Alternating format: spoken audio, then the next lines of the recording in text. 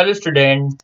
Commerce वाणिज्य के सभी स्टूडेंट के लिए आज डेप्रिसिएशन ह्रास या अवक्षण को लेकर मैं कोमल दुरंसी आपके सामने आया हूं। इस चैप्टर के अंतर्गत हम डेप्रिसिएशन के न केवल थ्योरिकल पोर्शन बल्कि इसके प्रैक्टिकल पोर्शन को हिंदी और अंग्रेजी माध्यम से समझने का प्रयास करेंगे। सबसे पहले हम समझें मूल्यह्रास या डेप्रिसिएशन का अर्थ क्या है।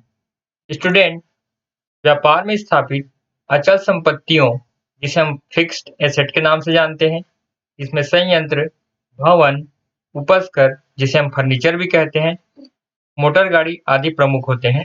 संपत्तियों को स्थापित करने के लिए जो कीमत देनी पड़ती है, कुछ समय के बाद इनके विक्रय से उतनी राशि प्राप्त नहीं होती, क्योंकि निरंतर प्रयोग से या किसी अन्य कारण से संपत्तियों के मूल्य में स्थायी कमी आ जाती है। यही कमी मूल्य ह्रास है। स्टूडेंट, जो स्थायी संपत्ति होती है उसमें एक समय के पश्चात उसके प्रारंभ के मूल्य में जो कमी आती है वही सामान्य अर्थों में मूल्य ह्रास कहलाता है। अगर हम इसके अन्य नाम के बारे में चर्चा करें तो इसे हम अवक्षयण, घटौती या घिसारा के नाम से भी जानते हैं। आगे बढ़ते हैं और यह जानने का प्रयास करते हैं कि मूल्यह्रास के लक्षण या विशेषताएं क्या होती है। सबसे पहली विशेषता होती है स्थायी संपत्तियों से संबंध। स्टूडेंट, मूल्यह्रास का संबंध केवल स्थायी संपत्तियों से होता है, चल अथवा अस्थायी संपत्तियों से नहीं। पिछले अध्याय में हमने पढ़ा था कि इसके अंतर्गत भवन, furniture, plant, machinery, truck, motor, इसके अलावा और भी स्थायी संपत्तियां शामिल होती हैं। तो आपको ये ध्यान रखना है कि मूल्यह्रास का संबंध केवल स्थायी संपत्तियों से होता है, चालू संपत्तियों से नहीं। अगली विशेषता की ओर बढ़ते हैं। दूसरी विशेषता होती है पुस्तकीय मूल्य से संबंध। मूल्यह्रास का संबंध संपत्ति के पुस्तकीय मूल्य, जिसे हम बुक वैल्यू भी कहते हैं, हिसाब की पुस्तकों में लिखे गए मूल्य से है, न कि बाजार अथवा विक्रय मूल्य से है।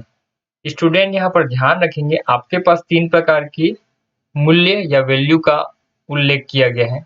मान लो मेरे पास कोई प्लांट है या मशीन है, उसकी मैंने बुक वैल्यू लिख रखी है 1 लाख रुपए।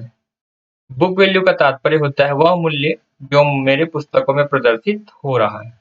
मान लो इसका मूल्य 1 लाख रुपए है और इसी समय इसका बाजार मूल्य, जिसको मार्केट प्राइस भी कहते हैं, इसकी कीमत कितनी है? मान लो 80,000 की है। और इसी प्रकार जो सेलिंग प्राइस है या विक्रय मूल्य है, ये भी आपके पास दिया है, इसकी वैल्यू है आपकी 70,000 रुपए। तो ध्यान रखेंगे मूल्यह्रास का संबंध स्थायी संपत्ति के बुक वैल्यू से होती है, उसका संबंध ना तो मार्केट प्राइस से है और न ही सेलिंग प्राइस से। तीसरी विशेषता है संपत्ति के मूल्य में निरंतर कमी होना। स्थायी संपत्ति के मूल्य में निरंतर या लगातार होने वाली कमी को प्रकट करता है। इसका अर्थ निकला कि अगर कोई संपत्ति 1,000 रुपए की है तो लगातार इसमें कमी आनी चाहिए। पहले 1,000 की हो, 800 की हो, 700 की हो। तो जो लगातार कमी होती है ये भी ह्रास की विशेषताओं में शामिल होता है। आगे बढ़ते हैं। चौथी विशेषता है संपत्ति के मूल्य में स्थायी कमी। मूल्यह्रास के कारण संपत्ति के मूल्य में स्थायी कमी आ जाती है, जिसे किसी भी प्रकार से पूरा किया जाना संभव नहीं है। अगली विशेषता की ओर बढ़ते हैं। पांचवी विशेषता है संपत्ति की उपस्थिति। मूल्यह्रास व्यवसाय में स्थायी संपत्ति की उपस्थिति के कारण उत्पन्न होता है, चाहे उसका प्रयोग होता हो अथवा नहीं। इसका अर्थ निकला कि आपके व्यवसाय में अगर स्थायी संपत्ति है तो ह्रास उत्पन्न होगा, चाहे उसका प्रयोग होता हो या नहीं। कहीं कहीं ऑब्जेक्टिव में पूछा जाता है कि स्थायी संपत्ति पर ह्रास कब लगता है, उसके प्रयोग होने पर या ना होने पर। तो आपको ध्यान देना है कि स्थायी संपत्ति का प्रयोग हो या ना हो, ह्रास उत्पन्न होगा। आगे बढ़ते हैं। अगली विशेषताओं में नंबर 6वीं विशेषता है व्यापारिक व्यय, ट्रेडिशनल एक्सपेंस। मूल्यह्रास अन्य व्यय की भांति व्यवसाय का एक आवश्यक व्यय है जिसका लेखांकन व्यापारिक व्यय के रूप में किया जाता है। ध्यान रखेंगे, कभी कभी पूछता है ह्रास क्या है, तो आपको मानना है कि ह्रास एक्चुअल में क्या है, ये एक्सपेंस है, व्यय है।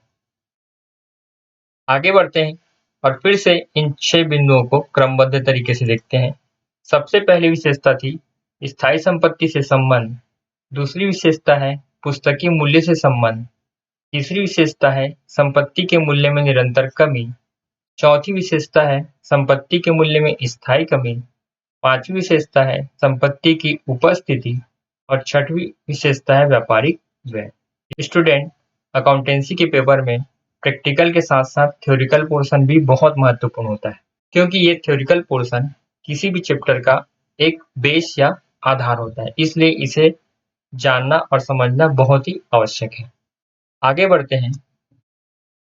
ह्रास की परिभाषा। स्टूडेंट, कभी कभी ह्रास की परिभाषा आपको लिखने के लिए दी जाती है या कभी कभी ऑब्जेक्टिव टाइप के क्वेश्चन में ह्रास की परिभाषा दी होती है और आपको बताना होता है कि ये परिभाषा किसने दी है।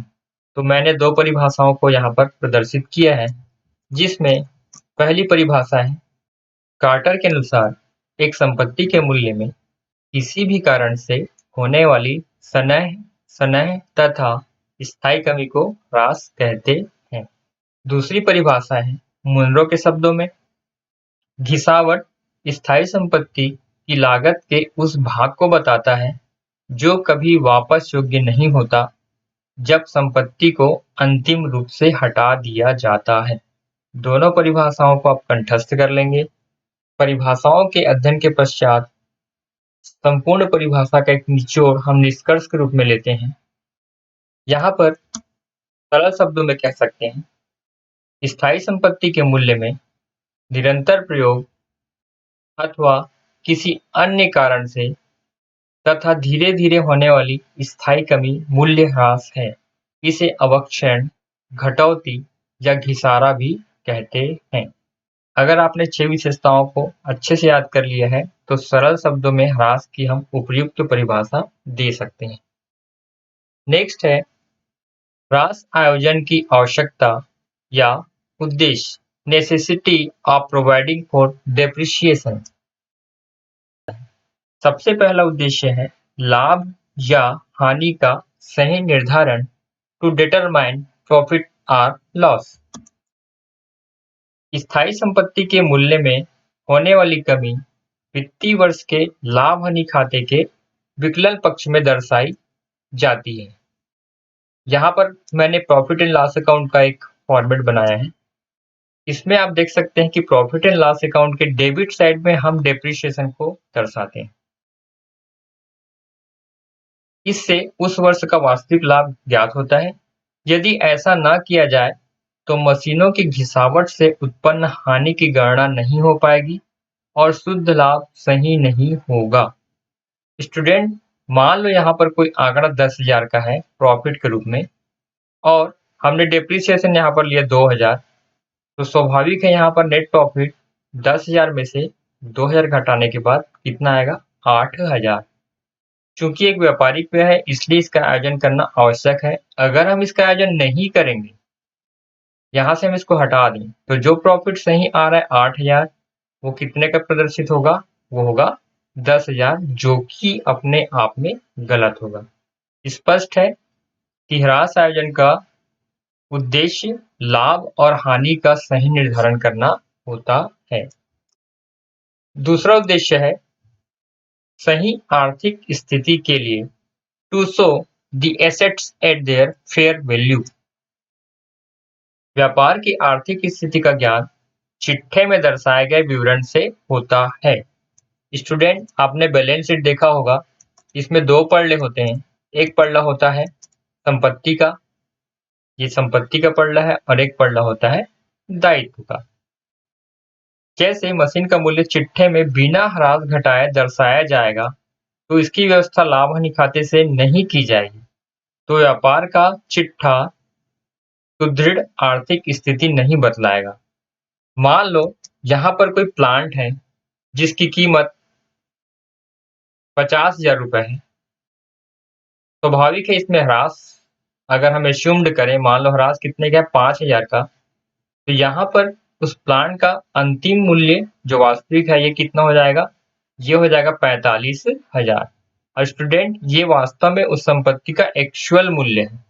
अब यहाँ पर अगर हम इस डेप्रिसिएशन का उल्लेख ना करें, इसमें दो चीजें आएंगी। एक तो प्रॉफिट एंड लॉस अकाउंट में भी आप इसको नहीं लिखेंगे, तो वहां पे शुद्ध लाभ भी गलत निकलेगा, और कहीं ना कहीं शुद्ध लाभ भी यहाँ पर लायबिलिटीज में क्या होता है? प्लस होता है नेट प्रॉफिट के रूप में। तो आपका परिणाम संपत्ति और दायित्व दोनों को प्रभावित करेगा, अर्थात ना आपका संपत्ति सही दर्शाएगा और न ही आपका दायित्व। स्पष्ट है?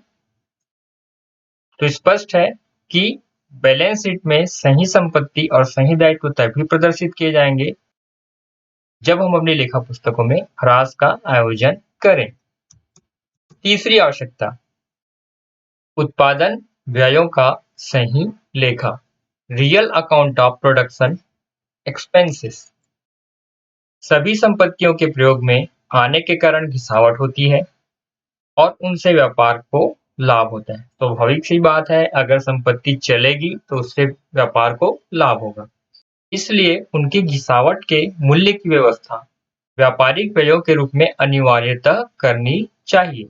यदि इसका लेखा नहीं किया गया तो उत्पादन व्ययों का लेखा अधूरा रह जाएगा और व्यापार में दर्शाया गया लाभ अनावश्यक रूप से अधिक दिखाई देगा। चौथी आवश्यकता है संपत्ति की पुनर्स्थापना के लिए to provide for replacement of assets. व्यापार में जितनी भी कीमत की संपत्तियों का प्रयोग किया जाए वे कुछ समय के बाद कार्य करना बंद कर देती है। चाहे कोई भी संपत्ति हो, ज्यादा से ज्यादा 10 साल 20 साल चलने के बाद वो काम करना बंद कर देती है या उनकी क्षमता कम हो जाती है या चलन से बाहर हो जाती है या दुर्घटना में पूर्णतः नष्ट हो जाती है। तब व्यापारी के सामने यह समस्या उत्पन्न हो जाती है कि इतनी बड़ी रकम कहाँ से जुटाए। यदि वह रकम व्यापार से निकाले तो व्यापार पर आर्थिक संकट आ सकता है। इसलिए संपत्ति के जीवन काल में ही लाभ में से थोड़ी थोड़ी रकम व्यापारी इकट्ठी कर लेता है और आवश्यकता पड़ने पर तुरंत बिना किसी परेशानी के नए यंत्र या संपत्ति को प्रतिस्थापित कर सकता है।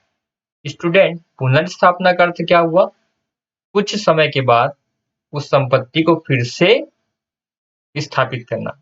तो यह तभी संभव हो पाएगा जब हम जितनी संपत्ति को ह्रास के रूप में खो रहे हैं उतनी ही राशि की हम व्यवस्था करते जाएं, ताकि जिस समय वो संपत्ति काम करना बंद कर दे, चलन से बाहर हो जाए या दुर्घटनाग्रस्त हो जाए, तो जो हम पैसे इकट्ठे कर रहे हैं प्रॉफिट में से, उस पैसे से हम क्या करें? फिर से संपत्ति की पुनर्स्थापना कर सकें। तो ये संभव कब है?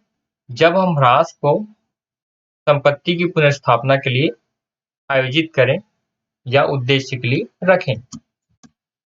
अगली आवश्यकता है पूंजी की कमी के विरुद्ध सुरक्षा, to safeguard against reduction of share capital. संपत्ति के प्रयोग से उसके मूल्य में कमी हो जाती है, इस प्रकार विनियोग की गई पूंजी भी कम हो जाती है। अतः इस मूल्य की कमी की व्यवस्था करके संपत्तियों का पुष्ट मूल्य उनके वास्तविक मूल्य के बराबर कर लिया जाता है। स्टूडेंट, अगर कोई संपत्ति 1 लाख की है और उसमें से मान लो हम कल्पना करें कि डेप्रिसिएशन कितने का है? 20,000 का है, तो इसका अर्थ निकला कि ये संपत्ति कितनी की हो चुकी है? ये संपत्ति अब हो चुकी है आपकी 80,000 की। तो वास्तव में कमी कितने की हुई? 20,000 की। तो हम क्या करते हैं, इस 20,000 के बराबर की राशि का क्या करते हैं? फंड कर लेते हैं या एक कोष बना लेते हैं, ताकि समय आने पर जो हम फंड बना रहे हैं 20,000 का, इसका उपयोग उस संपत्ति की कमी की भरपाई करने में हम कर सकें। तो ह्रास का आयोजन करने का उद्देश्य पूंजी की कमी के विरुद्ध सुरक्षा प्रदान करना होता है। छठवां उद्देश्य है वास्तविक लागत निकालने के लिए, टू कैलकुलेट रियल कॉस्ट। संपत्ति के प्रयोग से लाभ में वृद्धि होती है, इसलिए उनके मूल्य की कमी का लेखा उत्पादन की लागत निकालते समय किया जाना चाहिए, अन्यथा उत्पादित वस्तु की वास्तविक लागत ज्ञात नहीं हो पाएगी। साधारण सी बात है, किसी वस्तु की लागत निकालने के लिए उसमें जितने भी खर्च होते हैं, चाहे वो प्रत्यक्ष हो, चाहे वो अप्रत्यक्ष हो, उसको जोड़कर ही हम उसकी क्या निकालते हैं, वास्तविक लागत। तो ये तभी संभव है जब हम ह्रास को निकालें और संपत्ति लागत की गणना में उसमें हम क्या करें, शामिल करें। अगली आवश्यकता है वैधानिक आवश्यकताओं की पूर्ति, to provide for compliance of legal provisions. व्यापारी के द्वारा ह्रास की व्यवस्था किए जाने पर उसे आयकर अधिनियम 1961, स्टूडेंट ध्यान रखेंगे, इनकम टैक्स आपने शब्द सुना होगा, जिसका अधिनियम है सन 1961। तो 1961 भी क्या कहता है कि आपको ह्रास की व्यवस्था करनी चाहिए, तभी आपको क्या प्रदान होगी, छूट प्रदान होगी। इसलिए व्यापारी को ह्रास की व्यवस्था करनी चाहिए। स्पष्ट है। वैसे भी कंपनी अधिनियम जो पुरानी थी वो 1956 थी और वर्तमान में जो कंपनी अधिनियम चल रहा है वो 2013 चल रहा है। तो इसके अंतर्गत यह अनिवार्य है कि विभाजन योग्य आय की गणना करने से पूर्व संपत्तियों पर ह्रास की समुचित व्यवस्था कर ली जानी चाहिए। विभाजन योग्य लाभ का तात्पर्य है लाभ की वह राशि जो आगे जाकर दो भागों में बढ़ती है, या तो इसमें से हम फंड बनाते हैं या इसको हम डिविडेंड के रूप में क्या करते हैं, शेयर होल्डर को हम बांट देते हैं। तो ये जो फंड में जो राशि जानी है या डिविडेंड को कितना बांटा जाना है, ये राशि कब निकाली जाती है, जब इसमें से हम क्या घटा दें, ह्रास। तो स्पष्ट है, आयकर अधिनियम 1961 और कंपनी अधिनियम 1956 या 2013 के हिसाब से ह्रास का आयोजन करना एक वैधानिक या लीगल आवश्यकता है।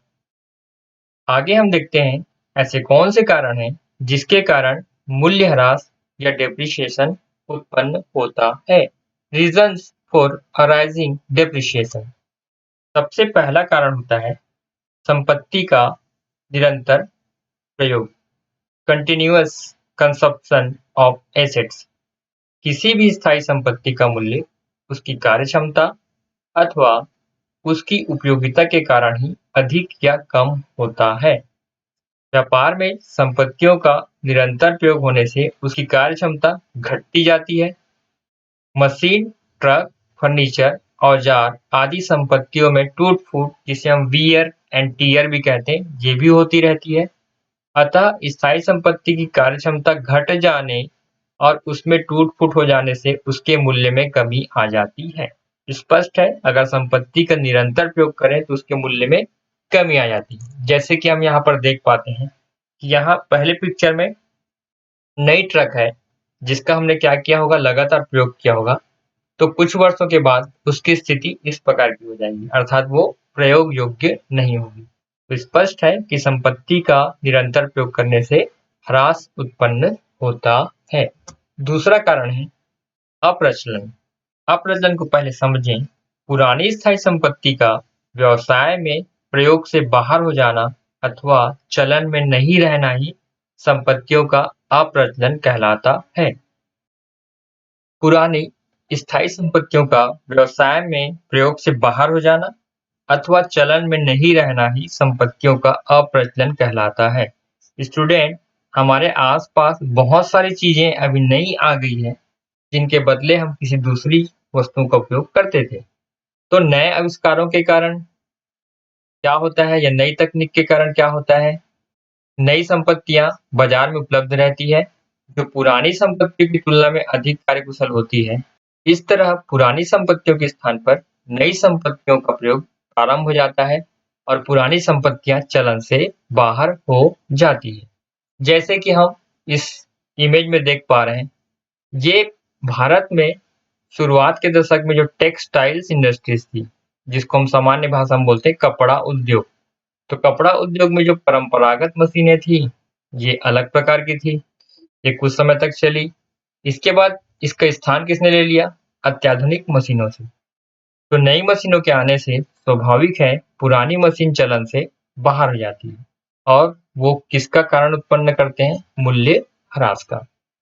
तीसरा कारण है मूल पदार्थों की समाप्ति। पट्टे पर प्राप्त की गई खदान, जिसको हम अंग्रेजी में माइन्स भी कहते हैं, जैसी स्थायी संपत्तियां उनमें उपलब्ध खनिज पदार्थों के कारण मूल्यवान होती हैं। जैसे जो माइन्स हैं, उसमें चाहे लौह अयस्क हो, कोयला हो या चूना हो, जितनी बहुतायत मात्रा में होंगी, उसकी कीमत उतनी ही अधिक होगी। किंतु जैसे-जैसे उनमें से खनिज पदार्थ निकाले जाते हैं, वैसे-वैसे उनका मूल्य भी घटते जाता है। कुछ समय बाद इस प्रकार की संपत्तियों का मूल्य शून्य रह जाता है। अतः खनिज पदार्थों की मात्रा घटने से इनके मूल्य में सनह-सनह या धीरे-धीरे होने वाली कमी को मूल पदार्थों की समाप्ति से होने वाला ह्रास कहा जाता है। सीधी-सी बात है, जो माइन्स होते हैं, उनकी एक क्षमता होती है। उस क्षमता का लगातार प्रयोग होने से उसका जो मूल पदार्थ है, वो क्या होता है? समाप्त हो जाता है। जैसे कि आप पिक्चर में हम देख रहे हैं, माइन्स, जो कोल माइन्स है, इसमें कोयला एक निश्चित भंडारण क्षमता में होते हैं। जैसे ये पदार्थ समाप्त होते हैं, इनकी वैल्यू भी खत्म हो जाती है। चौथा कारण है समय का व्यतीत होना। समय के व्यतीत होने के साथ नई संपत्तियां भी पुरानी होते जाती है, चाहे फिर संपत्तियों का उपयोग किया गया हो अथवा उपयोग ना किया गया हो। देखिए, एकदम सिंपल सा एग्जांपल मैं दे रहा हूँ, आप ध्यान देंगे। जैसे ही आपने आज कोई बाइक खरीदी, जिसकी कीमत मार्केट में अभी कितने की है? हम एक एज्यूम्ड करते हैं 80,000 की। अगर आप इसको 2 दिन बाद, आफ्टर 2 डेज़, इसको मार्केट में सेल करने जाएँगे, तो क्या आपको इसकी कीमत 80,000 मिलेगी? नहीं मिलेगी। कारण क्या है? क्योंकि आपने समय को व्यतीत कर लिया है। चाहे ये बाइक आपने उपयोग की हो या ना की हो, आपको 80,000 की कीमत नहीं मिलेगी। तो ये समय का व्यतीत होना भी मूल्य ह्रास की उत्पत्ति के कारणों में शामिल होता है। आगे बढ़ते हैं। 5वां है बाजार मूल्य का गिरना, फॉल ऑफ मार्केट प्राइस। कभी-कभी संपत्ति का मूल्य बाजार में स्थायी रूप से घट जाता है और इसके पुनः बढ़ने की संभावना नहीं रहती। तब मूल्य की इस कमी को मूल्य ह्रास कहा जाता है। ध्यान रखेंगे, किसी प्रोडक्ट का मूल्य जो है वो लगातार गिर रहा है। आप इस पिक्चर में देख रहे हैं और इसके ऊपर जाने की संभावना क्या है जब नहीं हो। तो हमको ये मानना पड़ेगा कि जो यहाँ पर कमी हो रही है, वो किसका कारण है? वो है मूल्य ह्रास की उत्पत्ति का कारण। अगले कारणों में शामिल होता है दुर्घटना के कारण, ड्यू टू एक्सीडेंट। प्राकृतिक दुर्घटनाओं जैसे अग्नि, भूकंप, बिजली गिरना आदि कारणों से या किसी अन्य आकस्मिक कारणों से कभी-कभी संपत्तियां दुर्घटनाग्रस्त हो जाती हैं। जहाँ पर आग लगने से संपत्ति का मूल्य कम हो जाता है। ये भूकंप से भी संपत्ति का मूल्य कम होता है और जो हम एक्सीडेंट का पिक्चर देख रहे हैं, इससे भी उन संपत्तियों का मूल्य कम हो जाता है। आगे कहता है, दुर्घटनाग्रस्त संपत्ति की मरम्मत कर उसका उपयोग तो किया जा सकता है, किंतु उनकी मौलिक कार्यकुशलता की वापसी संभव नहीं होती। परिणामतः संपत्ति का मूल्य घट जाता है। तो चाहे आग लगा हो, भूकंप हो, बिजली गिरा हो या दुर्घटना हो, इससे संपत्ति का मूल्य कम होता है और यही मूल्यह्रास के कारणों में शामिल होता है।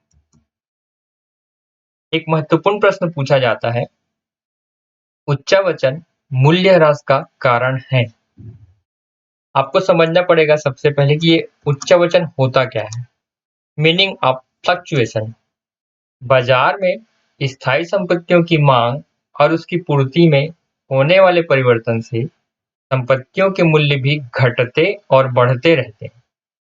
यह परिवर्तन निरंतर जारी रहता है। जैसे कि आप इस पिक्चर में देख पा रहे हैं।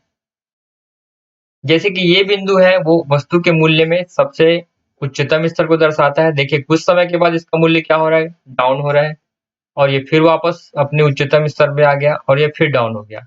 तो ये प्रक्रिया क्या है? लगातार घटना और बढ़ना, ये चलता रहता है। अब यहाँ पर कहा है कि संपत्तियों के मूल्य में होने वाली कमी या वृद्धि स्थायी नहीं रहती। आप देख रहे हैं, यहाँ पे स्थायित्व नहीं है, वो एक ओर बढ़ रहा है फिर घट रहा है। तो उच्चावचन बाजार की एक स्वाभाविक प्रवृत्ति है, जिससे संपत्ति के मूल्य में कमी होने पर इसे मूल्यह्रास नहीं कहा जा सकता, क्योंकि यह कमी अस्थायी होती है और कुछ समय बाद संपत्ति के मूल्य में वृद्धि भी हो सकती है। अगर इसका कीमत केवल घटता और बढ़ने की संभावना नहीं होती तो ह्रास होता, किंतु यहाँ पर कीमत बढ़ भी रही है और घट भी रही है, जिसे हम उच्चावचन कहते हैं, तो यह मूल्य ह्रास का कारण नहीं होगा। आगे हम देखते हैं मूल्य ह्रास की राशि को निर्धारित करने वाले तत्व कौन से होते हैं।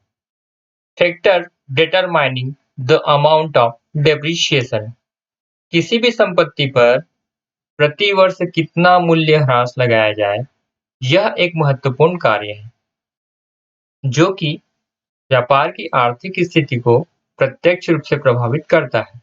अतः उचित मूल्य ह्रास आयोजन के लिए जो नियोजक होते हैं, जिनको हम इन्वेस्टर भी कहते हैं या पूंजीपति कहते हैं, वो कुछ तथ्यों पर ध्यान देकर ही ह्रास की राशि को निर्धारित करते हैं। तो आइए हम देखते हैं इन तत्वों का वर्णन।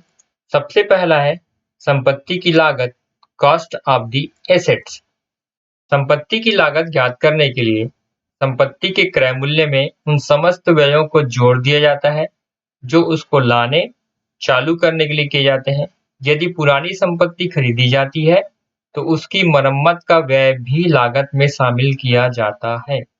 हमने पूंजीगत और आयगत चैप्टर में पढ़ा था, जब संपत्ति क्रय की जाती है तो उसकी स्थापना पर या उसको व्यापारिक स्थल पर लाने के लिए जितने भी खर्च किए जाते हैं वो संपत्ति की लागत में शामिल होते हैं। इसको हम सूत्र के रूप में देख सकते हैं। संपत्ति की लागत ज्ञात करने के लिए संपत्ति का हम लेते हैं क्रय मूल्य, उसमें परिवहन व्यय को जोड़ते हैं, साथ ही स्थापना संबंधी व्यय को जोड़कर संपत्ति की लागत ज्ञात करते हैं। तो जब भी मूल्य ह्रास की राशि ज्ञात करनी होगी तो सबसे पहले हमें संपत्ति की लागत ज्ञात करना बहुत महत्वपूर्ण हो जाएगा। आगे बढ़ते हैं। दूसरे तत्व में शामिल होता है संपत्ति का अवशिष्ट मूल्य या निस्तारण मूल्य। इसी को हम अवशिष्ट मूल्य के साथ अवशेष मूल्य भी कहते हैं। इसे हम रेसिड्यूल या स्क्रैप या break up value of the assets के नाम से भी जानते हैं। संपत्ति की कार्य अवधि समाप्त हो जाने के बाद संपत्ति अनुपयोगी हो जाती है और उनका विक्रय कर दिया जाता है। हम अपनी आम बोलचाल की भाषा में इसी को बोल देते हैं कबाड़ी। ये केवल समझाने के लिए, पुस्तकों में इसका उल्लेख नहीं मिलेगा। अतः अवशिष्ट मूल्य से आशय संपत्ति का जीवन काल समाप्त हो जाने के बाद उसके विक्रय से प्राप्त होने वाली अनुमानित विक्रय राशि से है। मशीन, फर्नीचर आदि संपत्तियों का अवशिष्ट मूल्य होता है, किंतु पट्टे या लीज पर प्राप्त की गई खदानें, पेटेंट आदि संपत्तियों का कोई भी अवशिष्ट मूल्य नहीं होता। ह्रास की गणना में अवशिष्ट मूल्य को ध्यान में रखना आवश्यक है। स्टूडेंट, आगे हम देखेंगे कि जब हम ह्रास की राशि निकालते हैं तो उस समय हमको संपत्ति के अवशिष्ट मूल्य को ध्यान देना बहुत ही आवश्यक हो जाता है। तीसरा महत्वपूर्ण बिंदु है संपत्ति का जीवन काल, लाइफ ऑफ द एसेट्स। संपत्ति के जीवन काल से आशय उस अनुमानित अवधि से है जिसमें किसी संपत्ति का प्रयोग किया जा सकता है। स्टूडेंट, हमारे पास जो भी संपत्ति है हम मोटे तौर पे नहीं बता सकते कि कितनी अवधि तक चलेगी, लेकिन हम एक एस्टिमेट कर सकते हैं कि ये इसकी अनुमानित अवधि कितनी होगी। अर्थात संपत्ति की कार्य अवधि को उसका जीवन काल कहा जाता है। संपत्ति जितने भी साल चलेगी वो उसकी क्या होगी? लाइफ ऑफ द एसेट्स होगी। संपत्ति की कार्य अवधि क्या होगी, इसका निर्णय अनुभव एवं दूरदर्शिता पर आधारित होता है। संपत्ति की लागत को उसकी अनुमानित जीवन अवधि में बांटकर प्रति वर्ष लिखी जाने वाली ह्रास की राशि ज्ञात की जा सकती है। आगे जब हम इसको फार्मूला के रूप में पढ़ेंगे तो ज्यादा और स्पष्ट हम समझ पाएंगे। आगे देखेंगे हम चौथा महत्वपूर्ण तत्व होता है संपत्ति का स्वभाव, नेचर ऑफ द एसेट्स। व्यवसाय में संपत्ति की उपयोगिता को ध्यान में रखकर ही वार्षिक ह्रास की राशि निर्धारित की जाती है। यदि संपत्ति की उपयोगिता प्रति वर्ष समान रहे तो वार्षिक ह्रास की राशि भी प्रति वर्ष समान रखी जाती है।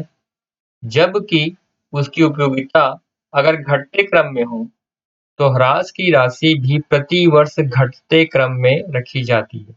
जैसे पहले साल मशीन जो है 1000 घंटे चली और इसका ह्रास हम 100 रुपए कर रहे हैं। दूसरे साल अगर ये मशीन केवल 800 घंटे चलने की स्थिति में, तो स्वाभाविक है इसका ह्रास भी पहले की तुलना में क्या होगा? कम होगा। अगला महत्वपूर्ण तत्व है संपत्ति का प्रयोग, यूज ऑफ द एसेट्स।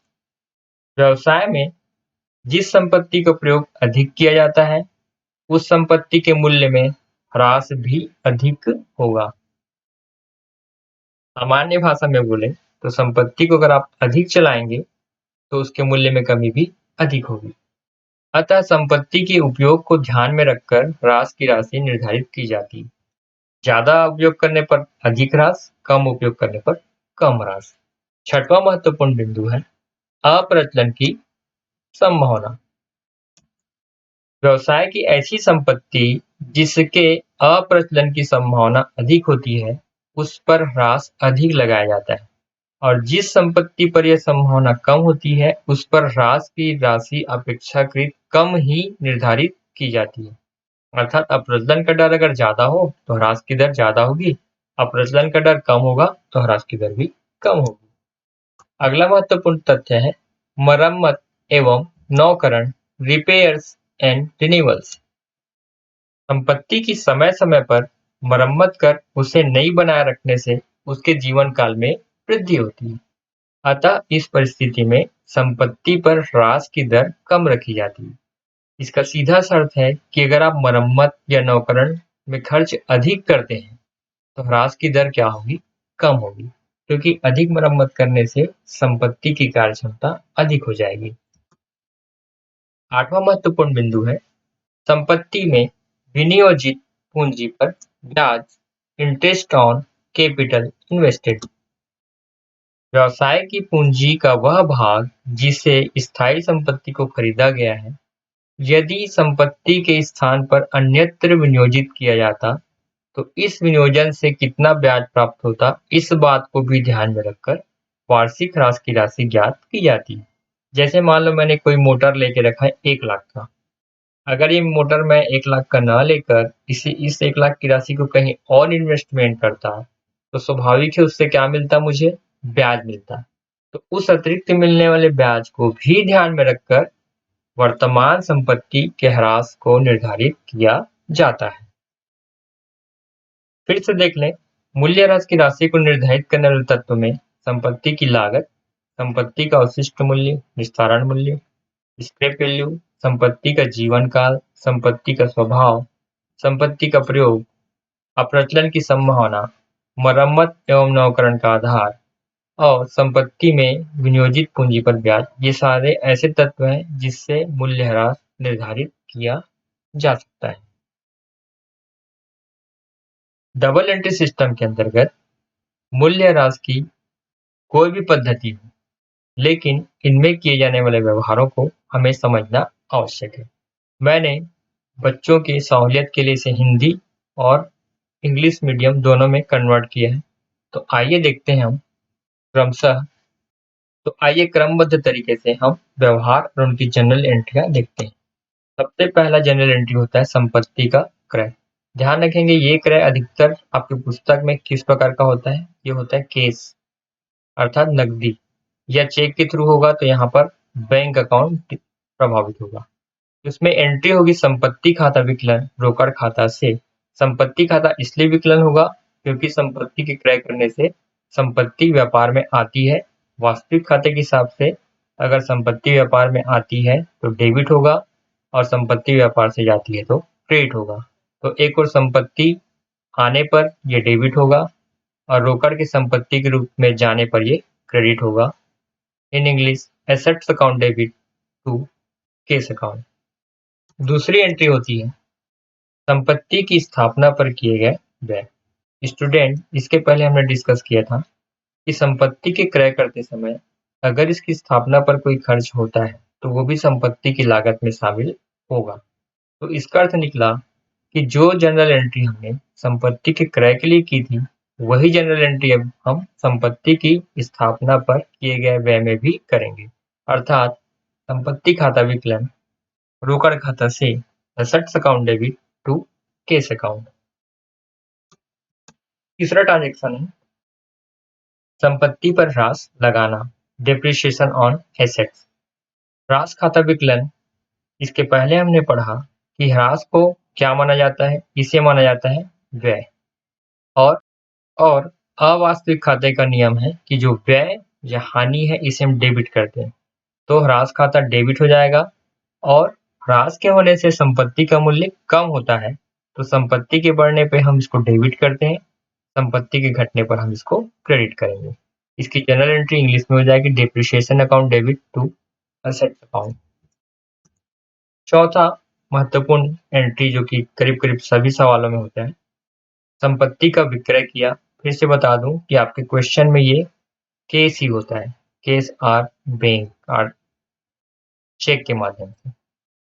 इसकी एंट्री हो जाएगी रोकड़ खाता विकलन संपत्ति खाता से, क्योंकि रोकड़ व्यापार में आ रहा है और संपत्ति व्यापार से जा रहा है। Cash account debit to assets account. Transaction number 5, संपत्ति के विक्रय से लाभ हो, profit on sale of assets. कभी कभी संपत्ति के नष्ट होने पर या प्रयोग योग्य न होने पर हम क्या करते हैं, उसे हम बेच देते हैं। तो बेचने से अगर लाभ होगी तो उसकी एंट्री होगी संपत्ति खाता विकलन लाभ हानि खाता से। संपत्ति खाता विकलन इसलिए कर रहे हैं क्योंकि संपत्ति की कीमत को ये क्या कर रहा है, बढ़ा रहा है। और लाभ हानि खाता हम से इसलिए कर रहे हैं क्योंकि जब लाभ हानि खाता बनाया जाएगा तो इस लाभ को हम लाभ हानि खाते के समाकलन पक्ष में लाभ के रूप में प्रदर्शित करेंगे। Entry assets account debit to profit and loss account. छठवां महत्वपूर्ण व्यवहार है अगर संपत्ति के विक्रय पर लाभ के बदले क्या हो जाए, हानि। तो स्वाभाविक सी बात है, जो प्रविष्टि हमने यहाँ की थी तो उसकी जस्ट अपोजिट एंट्री यहाँ होगी, अर्थात लाभ हानि खाता विकलन हो जाएगा और संपत्ति खाता से हो जाएगा। क्योंकि हानि जो है, जब हम प्रॉफिट एंड लॉस अकाउंट बनाएंगे तो प्रॉफिट एंड लॉस अकाउंट के ये जो है वो किस पक्ष में लिखा जाता है, डेबिट में। स्पष्ट है स्टूडेंट, ये बेसिक है, इसी के आधार पर संपत्ति खाता बनाया जाता है, इसलिए ये कम से कम जो 6 जनरल एंट्री है इसको आप कंठस्थ कर लेंगे।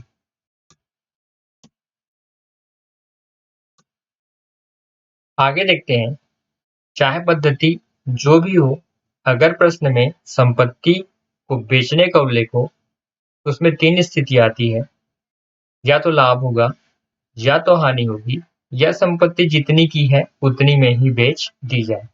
तो हमारे पास जितने क्वेश्चन आते हैं 99% क्वेश्चन जो मैंने अभी तक देखे हैं उसमें या तो लाभ होता है या तो हानि होती है। तो आइए देखते हैं कि इसकी गणना कैसे की जाए। सबसे पहले आपको करना क्या है, प्रश्न में जो संपत्ति का विक्रय मूल्य दिया होगा जो आपके प्रश्न में उपलब्ध होता है, सबसे पहले उस राशि को ले लेंगे हम, उसमें से हम घटाएंगे उस संपत्ति को बेचने के ठीक पहले उस संपत्ति का अपलिखित मूल्य कितना था, जिसको हम राइट डाउन वैल्यू भी कहते हैं। तो ये कैसे निकलेगा, इसको निकालने के लिए सबसे पहले जिस वर्ष संपत्ति को आप बेच रहे हैं उस वर्ष के प्रारंभ में वो संपत्ति कितने का था आपको वो लेना है। तो ये संपत्ति आपके सवाल में या तो 1 जनवरी को या तो वर्ष के प्रारंभ के 1 अप्रैल को आपके या तो पुस्तकों में दिया होता है या आपने इसको निकाल के रखा होगा। मैंने मान लिया ये कितने का है, 40,000 का। अब आपको करना क्या है, इस संपत्ति को बेचने के पहले स्वाभाविक है आपने इसको चलाया भी होगा, तो जितने महीने आपने इसको चलाया है आप क्या करेंगे, उससे संबंधित अवधि का ह्रास हम इसमें से घटा देंगे। तो ये अवधि आपके सवाल के हिसाब से 1 महीना, 2 महीना, 6 महीना, ये कुछ भी हो सकता है। मैंने एक आंकड़ा लिया है कि ये ह्रास कितने का है, 5,000 का। तो अर्थ क्या निकला, वर्ष के प्रारंभ में संपत्ति थी 40,000 की और बेचने के पहले आपने ह्रास कितना काटा, 5,000 का। तो बेचने के पहले अब ये कीमत कितने की हो चुकी होगी, ये हो चुकी है 35,000 की, जिसको हम बिक्री के ठीक पूर्व संपत्ति के अपलिखित मूल्य के रूप में जानते हैं। तो स्टूडेंट स्पष्ट है, कि संपत्ति 40 की थी, आपने ह्रास काटा 5,000, तो बेचने के पहले इसकी कीमत कितनी है? 35,000 की। इसको आप बेच कितने में रहे हैं? इसको आप बेच रहे हैं 80,000 में। तो आपको करना क्या है? 80,000 में किसको माइनस करना है? 35,000 को। स्वाभाविक है 80,000 की राशि क्या है? अधिक है। तो यहाँ पर आपका परिणाम किस में प्राप्त होगा? प्लस में, धन में प्राप्त होगा। तो ये क्या कहलाएगा? संपत्ति के विक्रय से लाभ, जो कि कितने की राशि की होगी? 45,000 की।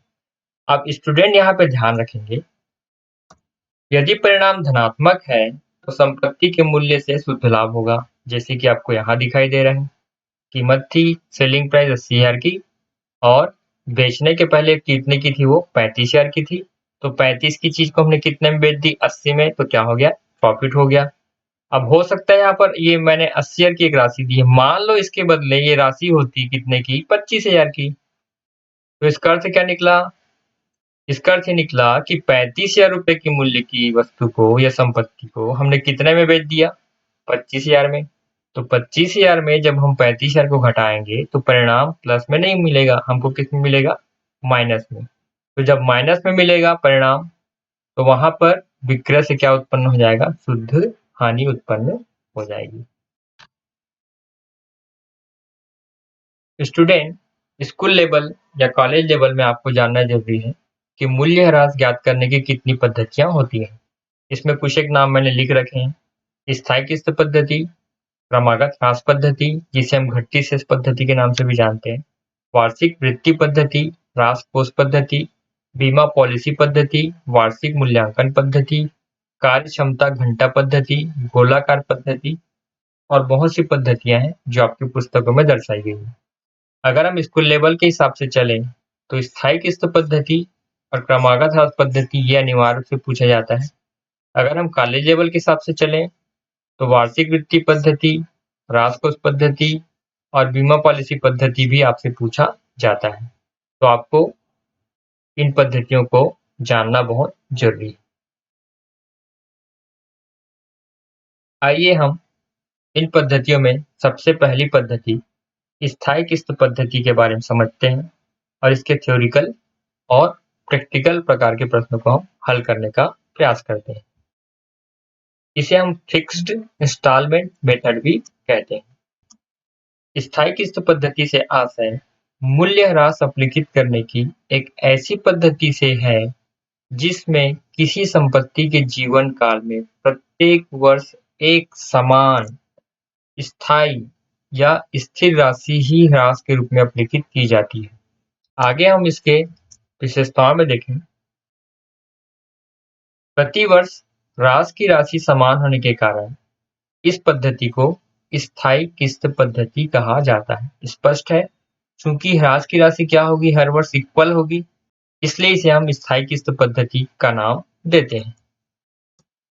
इसे मूल लागत पद्धति भी कहते हैं क्योंकि इसमें प्रति वर्ष ह्रास की गणना संपत्ति के मूल लागत पर की जाती है। स्पष्ट है, चूंकि संपत्ति की मूल लागत पर ही ह्रास काटा जाता है, इसलिए स्थायी किस्त पद्धति को मूल लागत पद्धति भी कहा जाता है।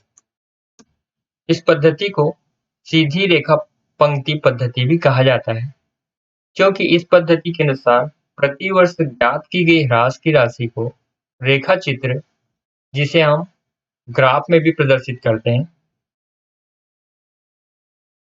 तो ह्रास की राशि को प्रदर्शित करने वाली रेखा सीधी होगी।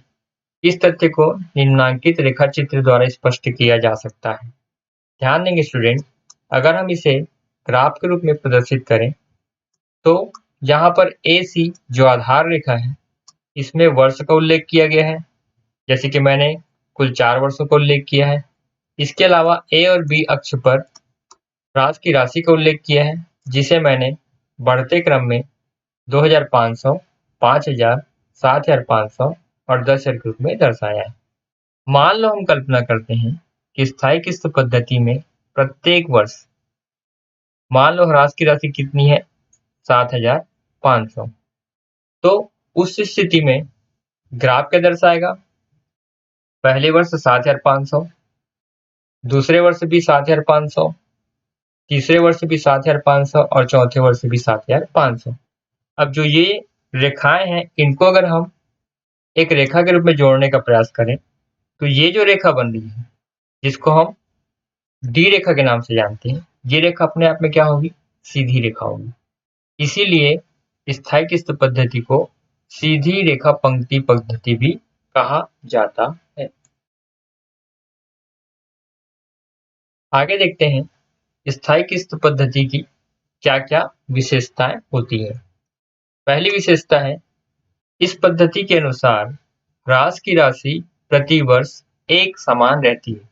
अभी हमने ग्राफ में भी देखा कि किस प्रकार राशि प्रत्येक वर्ष 7,500 रुपए की थी। दूसरी विशेषता है, इस पद्धति के अनुसार संपत्ति के मूल्य को शून्य तक अपलिखित किया जा सकता है। ऐसा क्यों? मान लो कोई संपत्ति 1 लाख की है और अगर इसमें हम हर वर्ष 10,000 रुपए की राशि घटाएं, तो स्वाभाविक है कि आने वाले 10 साल के बाद यह जो राशि है 1 लाख, वो क्या हो चुकी होगी? शून्य। क्योंकि ये पहले 90,000 होगा, घटने के बाद 80, फिर 70, इस प्रकार आगे जाकर ये क्या होगा? शून्य होगा। आपको कभी-कभी ऑब्जेक्टिव में पूछता है कि कौन सी ह्रास की पद्धति है जिसमें संपत्ति के मूल्य को शून्य तक अपलिखित किया जा सकता है? तो इसका उत्तर होगा स्थायी किस्त पद्धति। तीसरी विशेषता है, इस पद्धति के अनुसार ह्रास की गणना बार-बार नहीं करनी पड़ती। बार-बार क्यों नहीं करनी पड़ती? क्योंकि जो संपत्ति की मूल लागत होती है, उस मूल लागत में हम एक बार ह्रास काटते हैं और यही लागत पर काटा गया ह्रास आने वाले सालों में भी वही होता है। अगली विशेषता है, यह पद्धति कम मूल्य व कम जीवन वाली संपत्तियों के लिए उपयोगी मानी जाती है। तो इन विशेषताओं को आप ध्यान रखेंगे। आगे हम देखते हैं स्थायी किस्त पद्धति के अंतर्गत मूल्य ह्रास की गणना हम कैसे करते हैं। Calculation of depreciation. तो यहाँ पर ध्यान देना होगा कि आपके प्रश्न में 2 प्रकार की स्थितियां उत्पन्न होंगी। पहले प्रकार की स्थिति में जब आपके पास संपत्ति की लागत दी होगी, संपत्ति का जीवन काल दिया होगा और संपत्ति का अवशिष्ट मूल्य या स्क्रैप वैल्यू या निस्तारण मूल्य दिया होगा। तो हमें यहाँ पर सूत्र का प्रयोग करना है। यह सूत्र वार्षिक ह्रास बराबर संपत्ति की लागत, ये हम लेंगे। संपत्ति की लागत में प्रश्न में दिया हुआ अवशिष्ट मूल्य हम घटा देंगे, तो ये हो गया cost of assets minus residual value और उसमें से हम संपत्ति के जीवन काल का भाग देंगे। तो इस गणना से जो भी राशि प्राप्त होगी वो वार्षिक ह्रास की राशि ज्ञात होगी। स्टूडेंट ध्यान रखेंगे, यहाँ पे संपत्ति की लागत का मतलब संपत्ति के क्रय मूल्य, धन परिवहन व्यय और स्थापना व्यय से है। कहीं-कहीं सवालों में केवल लागत दे देता है और कहीं-कहीं सवालों में संपत्ति के क्रय मूल्य, परिवहन व्यय और स्थापना व्यय तीनों का उल्लेख होता है। तो संपत्ति की लागत ज्ञात करने के लिए हमको क्रय मूल्य, परिवहन व्यय और स्थापना व्यय तीनों को जोड़ना पड़ेगा। इसका एक हम प्रैक्टिकल देखते हैं। एक मशीन का क्रय मूल्य 15,000 रुपए है, परिवहन व्यय 3,000 रुपए है तथा इसका स्थापना व्यय 4,000 रुपए है। मशीन का अनुमानित जीवन काल 10 वर्ष एवं अवशिष्ट मूल्य 2,000 रुपए है। तो मशीन पर वार्षिक ह्रास की राशि क्या होगी? तो अगर अभी मैंने जो सूत्र बताया उसके हिसाब से इसमें संपत्ति की लागत भी दी है, लागत का मतलब क्रय मूल्य दिया है, परिवहन व्यय दिया है और स्थापना व्यय दिया है। तो तीनों क्या हो जाएगा? संपत्ति की लागत हो जाएगी। इसमें संपत्ति का जीवन काल भी 10 वर्ष दिया है, जो कि यहाँ पर उल्लेखित है। साथ ही संपत्ति का अवशिष्ट मूल्य भी सवाल में दिया है। तो इसके हिसाब से अगर हम सूत्र का उपयोग करें तो वार्षिक ह्रास बराबर क्या हो जाएगा? संपत्ति की लागत ऋण अवशिष्ट मूल्य बटा संपत्ति का जीवन काल। तो ये कैसे निकालेंगे हम? सबसे पहले हम लेंगे संपत्ति की लागत। संपत्ति की लागत का अर्थ यहाँ पर क्या हो जाएगा? क्रय मूल्य हो जाएगा 15,000 प्लस परिवहन व्यय 3,000 प्लस स्थापना व्यय 4,000 रुपए। तो टोटल कितना हो गया? 15,000 और 3,000 18,000 18,000 और 4,000 22,000। तो संपत्ति की लागत कितनी हो गई? 22,000 की। अब इस सूत्र के हिसाब से चलें तो संपत्ति की लागत हो गई 22,000 की। उसमें से हम माइनस करेंगे अवशिष्ट मूल्य जो कि आपके सवाल में दिया है 2,000, और इसका हम भाग किससे देंगे? संपत्ति के जीवन काल। तो संपत्ति का जीवन काल आपके सवाल में दिया है 10 वर्ष। तो हल करने के बाद क्या हो जाएगा? 22,000 में 2,000 घटेगा, राशि आ गई 20,000 की, और इसमें से हम भाग दे देंगे 10 का। तो आपके पास जो उत्तर प्राप्त होगा 2,000, यही क्या हो जाएगा? प्रत्येक वर्ष काटी जाने वाली वार्षिक राशि राशि। तो कभी कभी बड़े प्रश्नों में भी इस प्रकार का आंकड़ा आपके सामने देता है, और कभी कभी 2 नंबर के ऑब्जेक्टिव या 2 नंबर के अति लघु उत्तरीय प्रश्नों में भी इस प्रकार के प्रश्नों को पूछा जाता है। तो स्टूडेंट इसको बहुत सावधानी से आप बनाएंगे। इसके अलावा स्थायी प्रभाग पद्धति में मूल्यह्रास की गणना करने का दूसरा निर्देश प्रतिशत दर के आधार पर हो सकता है। जब प्रतिशत दर का उल्लेख हो, जो कि स्वाभाविक है आपके परसेंट में होगा, तो उस समय आपको इस सूत्र का उपयोग करना है। इसमें वार्षिक ह्रास या एनुअल डेप्रिसिएशन की राशि ज्ञात करने के लिए संपत्ति की लागत लेनी है। उसमें से अगर प्रश्न में अवशिष्ट मूल्य दिया है तो वह मूल्य लेना है, और उस मूल्य में ह्रास दर बटा 100 करनी है। यहाँ पर मैंने ये जो सिंबल बनाया एक्चुअल में गुणा का है। इस सूत्र का उपयोग करने के बाद जो राशि आएगी वो आपकी वार्षिक ह्रास की राशि होगी। अब स्टूडेंट ध्यान रखेंगे, कभी कभी संपत्ति की लागत सीधे दे दी होती है, और नहीं दी होगी तो फिर से आपको यही काम करना है। इसको पहले आपको निकालना है। अगर प्रश्न में अवशिष्ट मूल्य दिया है तो सूत्र में रखेंगे, अगर नहीं दिया है तो सीधा हमारा सूत्र होगा संपत्ति की लागत गुणित ह्रास दर बटा 100, और जो परिणाम आएगा वो आपके वार्षिक ह्रास की राशि होगी। तो स्थायी प्रभाग पद्धति में मूल्य ह्रास की गणना का ये केवल 2 ही निर्देश हो सकता है। स्टूडेंट इसे सावधानी पूर्वक देख लेंगे। आइए स्थायी प्रभाग पद्धति को समझते हुए हम एक प्रश्न हल करने का प्रयास करेंगे। स्टूडेंट ध्यान रखेंगे, आप कोई भी प्रश्न हल करें आपको बेसिक 2-3 चीजों को ध्यान रखना होगा। सबसे पहले आपको ये देखना है कि जो ईयर एंड डेट ये कब है, अर्थात आपका वर्ष समाप्त कब हो रहा है। आपको पता है कि अगर कैलेंडर वर्ष है तो वर्ष समाप्त होगा 31 दिसंबर को, लेकिन अगर वो फाइनेंशियल ईयर है तो वही वर्ष समाप्त होगा 31 मार्च के हिसाब से। तो वर्ष के अंत की तिथि के हिसाब से आपको ह्रास निकालना होता है। इसलिए सबसे पहले आप ध्यान देंगे कि आपकी जो ईयर है वो कौन सी कैलेंडर ईयर है कि फाइनेंशियल ईयर है। दूसरा आपको ध्यान देना है रेट ऑफ डेप्रिसिएशन ये कितना है, क्योंकि स्टूडेंट यही गलती करते हैं। जैसे कि इस प्रश्न में अगर हम देखें तो यहाँ पर आपको दिखाई दे रहा है 20%, 20% आपको ह्रास काटना है। और तीसरा चीज आपको ध्यान देना है कि आपका डेप्रिसिएशन निकालने का मेथड कौन सा है, क्या ये मेथड कहीं बीच में चेंज तो नहीं हो रहा है। तो ऐसे निर्देशों को आप ध्यान देंगे। इस निर्देश के हिसाब से हम सबसे पहले देखें ईयर एंड डेट कब है। तो यहाँ पर दिखाई दे रहा है ये 31 दिसंबर को बंद होता है, मतलब आपका सवाल 31 दिसंबर को बंद होगा। तो अगर 31 दिसंबर को क्लोज होगा तो स्वाभाविक है स्टार्ट कब होगा, ये स्टार्ट होगा 1 जनवरी को। दूसरी चीज है रेट ऑफ डेप्रिसिएशन कितना है, तो यहाँ पर मैंने पहले से कह दिया ये 20% है, ये भी स्पष्ट है। तीसरा महत्वपूर्ण तथ्य है मेथड। तो यहाँ पर आपको दिखाई दे रहा है कि किस मेथड से बनाना है आपको मूल लागत पर। तो सवाल को एक बार पढ़ लें ताकि इस सवाल को बनाने में आसानी हो। राज कॉटन मिल्स ने 1 मई सन 2021 को एक मशीनरी 45,000 रुपए में खरीदी। आपने पहला परचेसिंग किया सन 2021 को।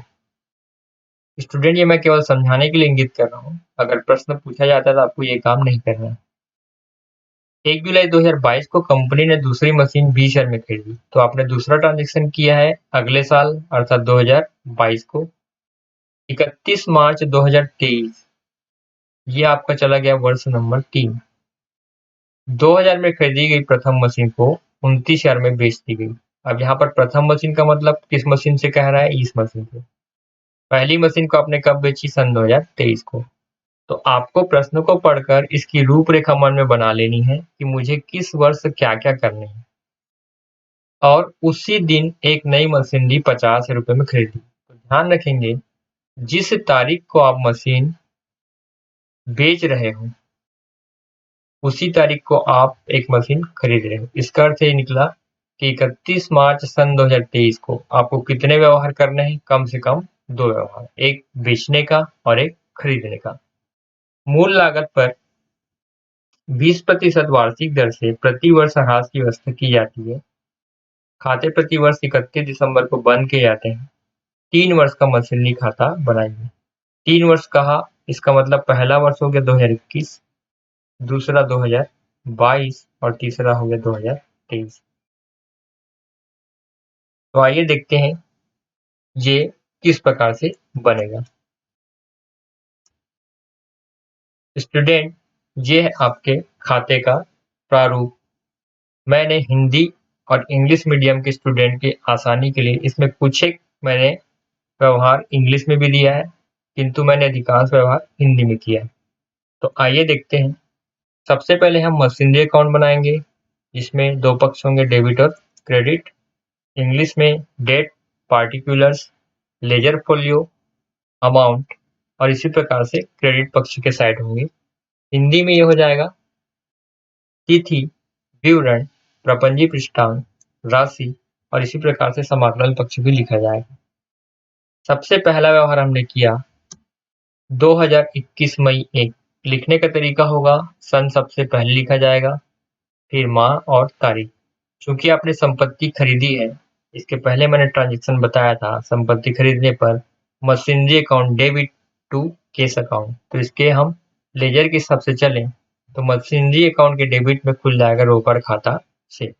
स्टूडेंट ध्यान रखेंगे, चूंकि प्रश्न को पढ़ते समय हमने 3 प्रकार की संपत्तियों के बारे में पढ़ा है, इसलिए यहाँ पर प्रत्येक संपत्ति के ट्रांजेक्शन के साथ उसका एक क्रम आप दर्शा देंगे, चाहे 1, 2, 3 दर्शाएं या ABC।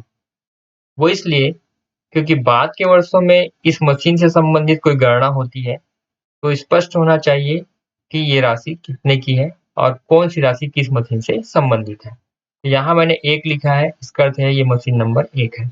यहाँ पर आ गई राशि 45,000 की। चूंकि 2021 में और कुछ भी नहीं हुआ है, तो हमारा काम क्या बच जाता है? हमारा काम बच जाता है कि जब वर्ष हमारा खत्म हो 31 दिसंबर, जैसे कि सवाल में उल्लेखित है, तो 31 दिसंबर को सबसे पहले हम क्या करेंगे? ह्रास काटेंगे। लिखने का तरीका होगा 2021 दिसंबर 31 ह्रास खाता को। अब यहाँ पे ध्यान देंगे, इस ह्रास को कैलकुलेशन करने का फार्मूला मैंने बताया है। सबसे पहले आपको ये ध्यान देना होगा कि जो मशीन आपने क्रय की है, वो खाता बंद होते तक कितने माह चली, क्योंकि इसी माह के आधार पे क्या करना है, आपको ह्रास निकालना है। तो आपने मशीन कब खरीदी? 1 मई को। खाता बंद कब हो रहा है? 31 दिसंबर को। तो 1 मई से हम क्या करेंगे? 31 दिसंबर तक माह को गिनेंगे। तो ये माह कितने हो रहे हैं? 8 माह। तो ह्रास निकालने का तरीका क्या होगा? सबसे पहले हम लेंगे मूल लागत 45,000, मैं यहाँ पर बाजू में कर देता हूँ 45,000 गुणित ह्रास की दर कितनी है? 20/100। चूंकि संपत्ति अनुपातिक चली है, इसलिए हम इसमें करेंगे 8/12।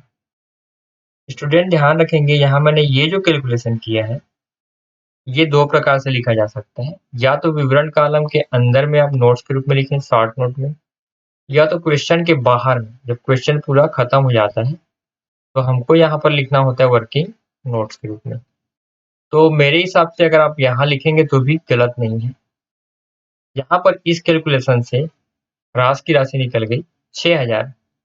हमारा अगला काम है शेष निकालना। तो स्पष्ट है, मशीन 45,000 की थी और इस पर ह्रास काटा गया 6,000।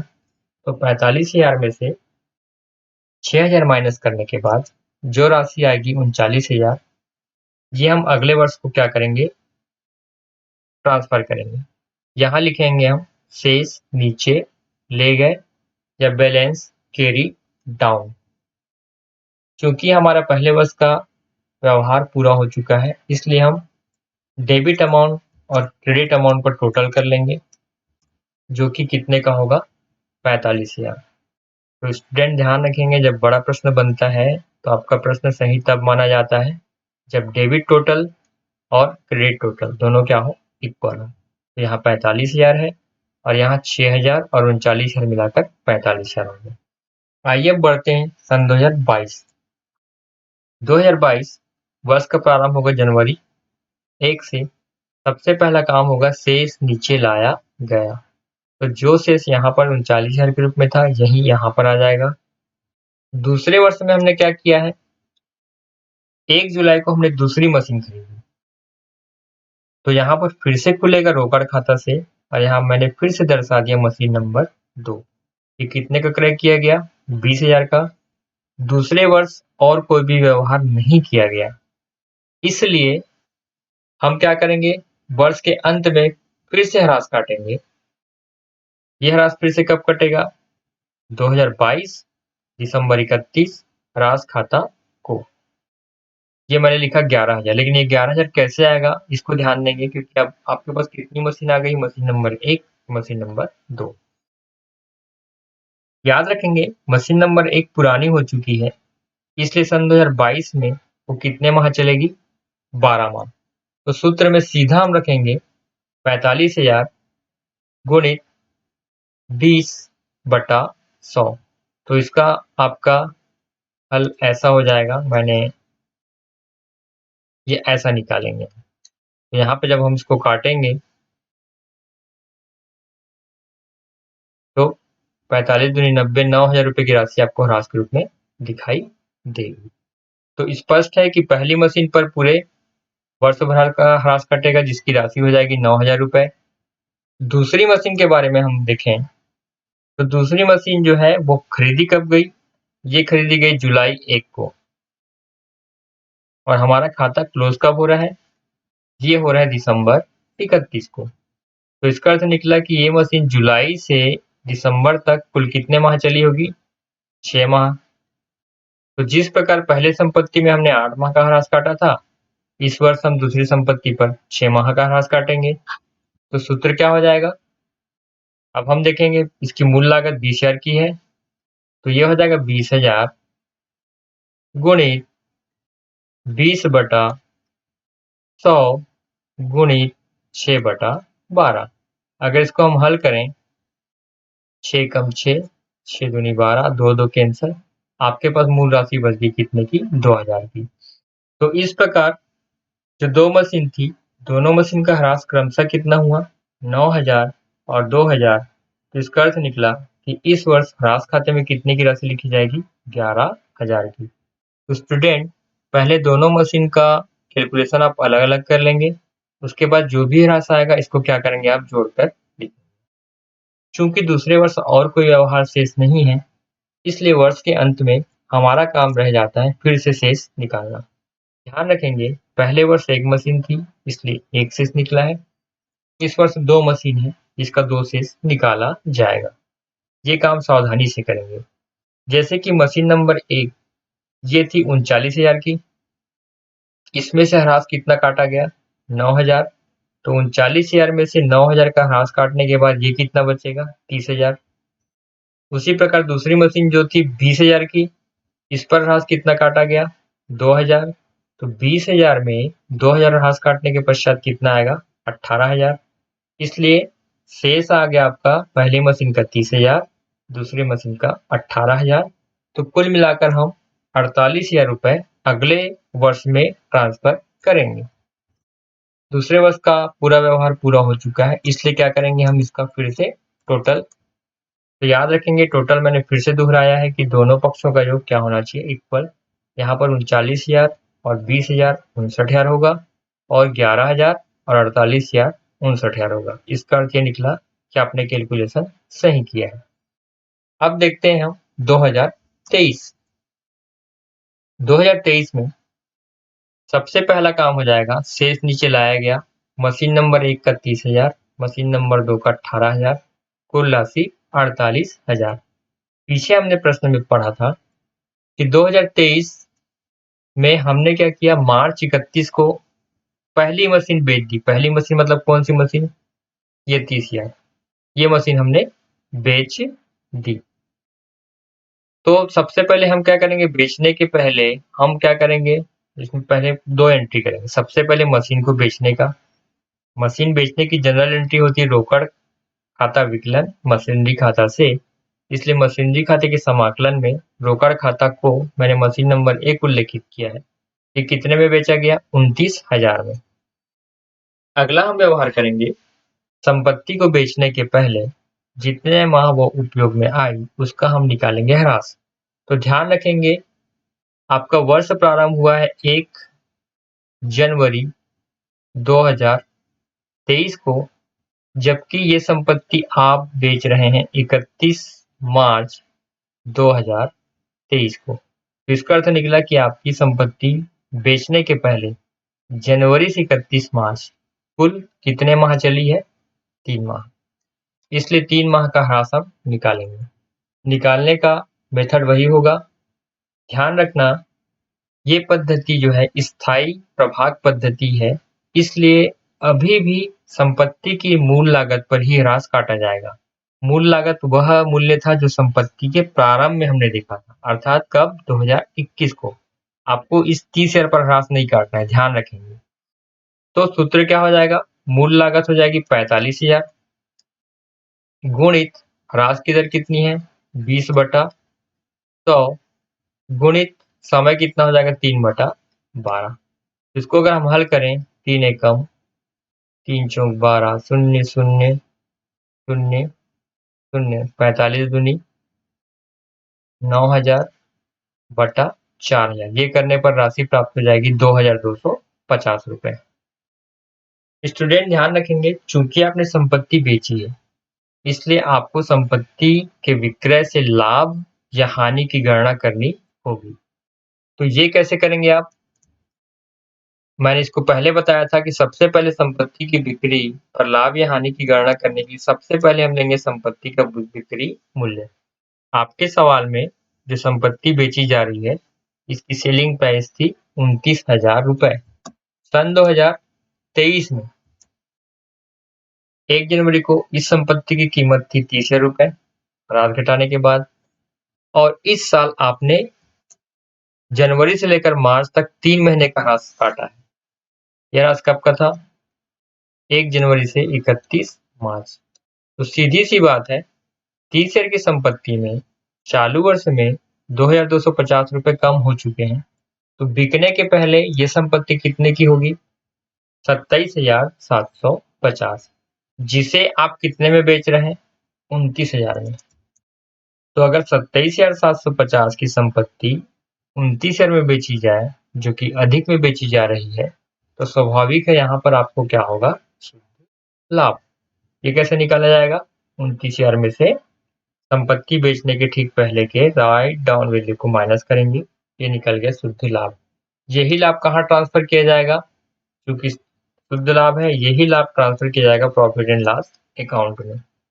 वापस आ जाए हम, तो ह्रास खाता हमने कितना खोल लिया? 2,250, और चूंकि इस संपत्ति के विक्रय से आपको लाभ हुआ है, अर्थात आपकी संपत्ति क्या हुई है? बढ़ी है, इसलिए मार्च 31 को खुल जाएगा लाभ हानि खाता से, और वहां जो हमने लाभ निकाला था वो राशि कहाँ आ जाएगी?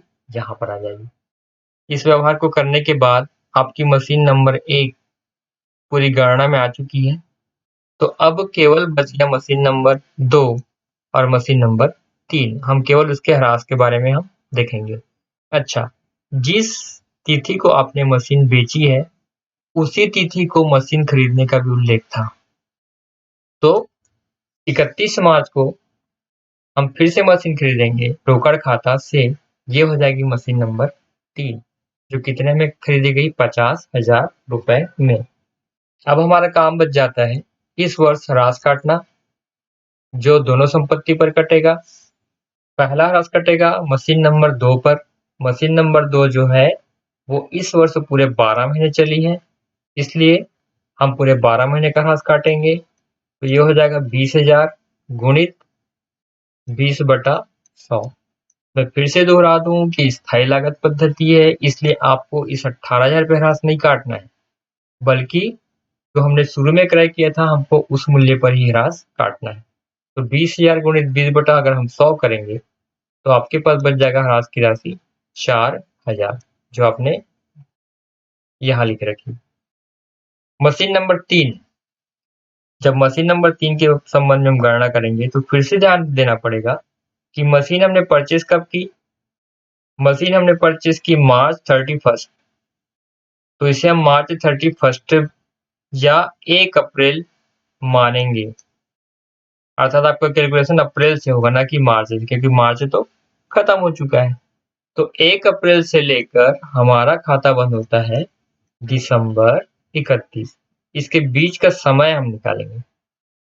तो अप्रैल से लेकर दिसंबर तक कुल कितने महीने होते हैं? 9 माह होते हैं। तो हमको क्या करना है? 9 महीने का ह्रास यहाँ पर निकालना पड़ेगा। ये कैसे निकलेगा? संपत्ति की लागत कितनी है? 50,000। ह्रास की दर कितनी है? 20/100। और महीने कितने हैं? 9/12। जब इसको हम सॉल्व करेंगे तो राशि आ जाएगी 7,500 की। तो दूसरी मशीन पर ह्रास 4,000 और तीसरी मशीन पर ह्रास 7,500। तो इस साल का ह्रास कितना हो जाएगा? 7,500 और 4,000 11,500।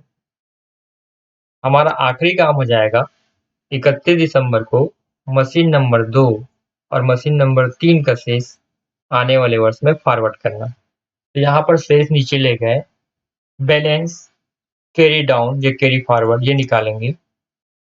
मशीन नंबर 2 का शेष 14,000 निकलेगा। ये कैसे निकाला जाएगा? मशीन नंबर 2 जो था 18,000 का, इसमें से हम इस मशीन का ह्रास 4,000 घटा देंगे, तो 18,000 में 4,000 का ह्रास घटने के बाद ये आ गया 14,000 का। इसी प्रकार मशीन नंबर 3 जो 50,000 का था, इस पर हमने ह्रास काटा 7,500। तो 50,000 में 7,500 का ह्रास घटाने के पश्चात बच जाएगा 42,500, और 14,000 और 42,500 का योग करने के बाद इनका ग्रांड टोटल क्या करेंगे? हम शेष नीचे ले गए के रूप में यहाँ 56,500 के रूप में प्रदर्शित करेंगे। चूंकि शेष हम फॉरवर्ड कर चुके हैं इसलिए हमारा काम बच जाएगा टोटल करना।